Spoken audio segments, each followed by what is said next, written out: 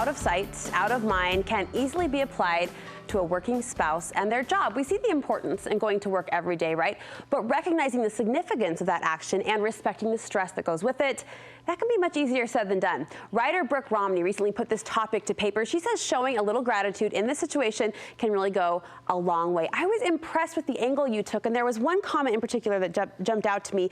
You mentioned that in your role, in your job as a wife and a mother, you're constantly seeking that validation and affirmation, right? That reward, those thank you words for what you do, but you realized you weren't necessarily reflecting those back to your spouse. Yeah, you know, when you transition from the workforce to staying at home, you miss out on all those accolades that you would get in the office. From the boss or the coworkers. Right, and so you need that so badly from your spouse, but I was so selfishly wanting those that I'd forgotten that my husband might need those too. Yeah, it's a good, I think, self-realization exercise for all of us. So how did you turn it around?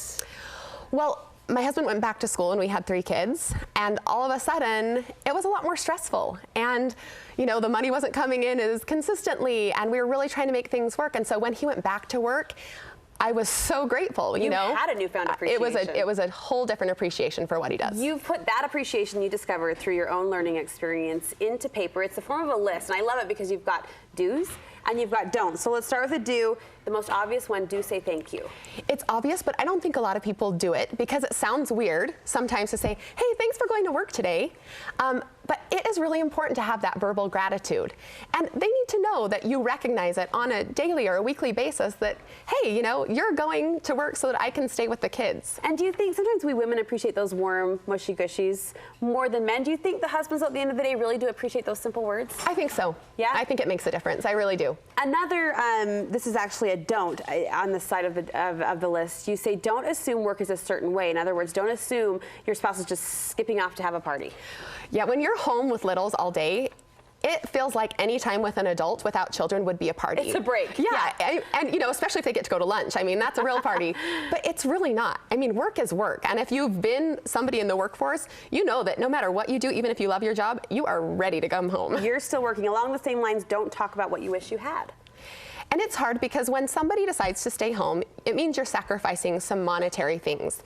And so you have to work really hard to change your perspective. You know, you might not have a new couch, but you have a couch, maybe a hand-me-down couch, and you get to snuggle your little ones and read books to them, and you would miss out on those opportunities. So sometimes it's not about the monetary things. And you know, there's times where it's hard to remember that.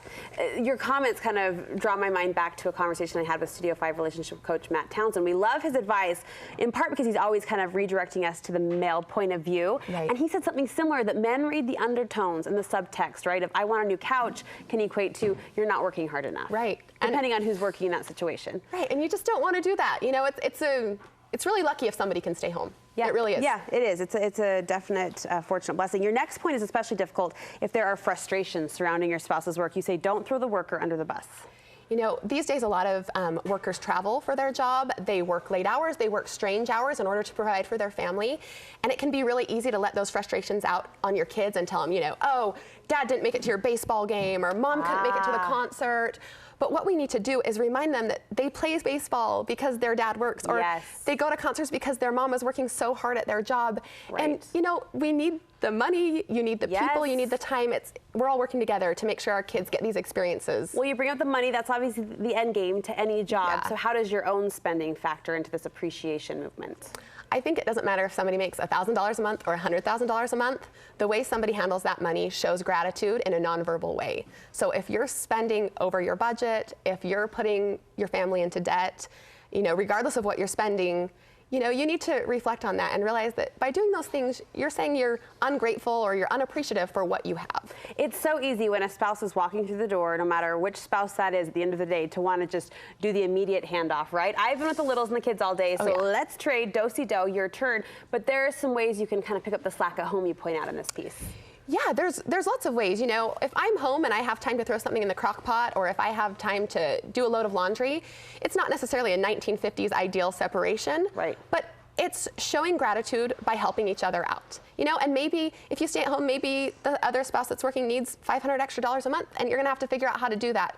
Maybe the spouse that's working needs to come home early and help you with a carpool one day because you just can't make it all work.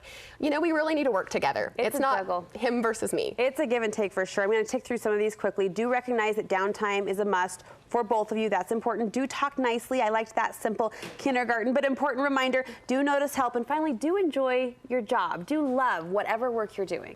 You know, I don't stay home so that my husband can be miserable, and he doesn't go to work so that I can hate being at home. What we're doing is we're trying to make the best of our family time and do things that bring joy to both of us. And so share that joy. If you've had a great day at home with the kids, share that. Verbalize it. If he's had an amazing sale at work, let your wife know, you know, and vice versa. Make it more positive and enjoyable for you both to do a great job at your role. I think you did a great job with this piece. I think it's really open-minded and reflective, and will prompt for have a lot of people kind of reflecting on their own contributions and their own attitudes. Where can we read the article? You can read the article at BrookeRomney.com, and you can find me on Instagram at Brooke Romney Writes. Great perspective as always, Brooke. Thank you.